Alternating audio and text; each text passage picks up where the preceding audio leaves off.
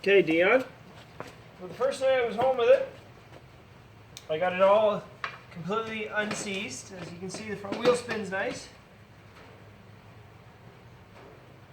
I got the steering freed up nice.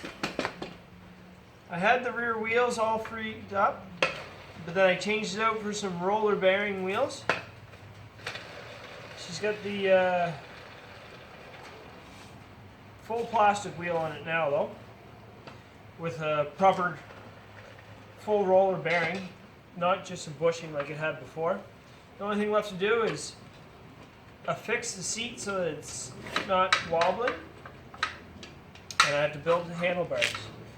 But she is pretty near ready for Ewan.